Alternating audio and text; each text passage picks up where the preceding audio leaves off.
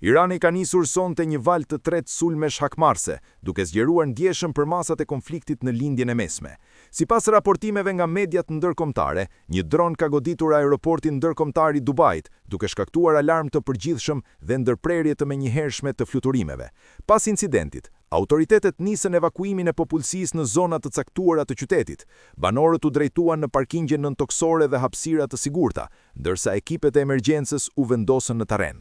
Raportohet për persona të lënduar, megjithse deri tani nuk ka një bilanc zyrtar për viktima. Situata në aeroport u përshkrua si kaotike.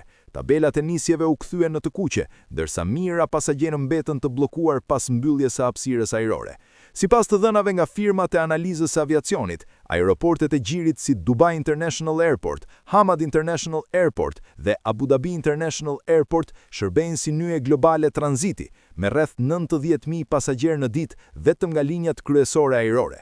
Një pasagjer i linjës Emirates, i cili po udhëtonte drejt SBA-s, deklaroi për mediat se qëndroi për 5 orë brenda avionit pa ushqim, përpara se të zbriste dhe të transferohej në terminalin e mbushur me udhëtar të tjerë të bllokuar.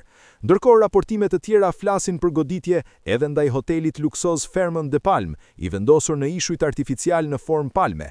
Pamjet e shpërndara në rrjetet sociale tregojnë shpërthime dhe kolona tymi, ndërsa zjarfiksit ndërhyjnë për të vënë nën kontroll flakët.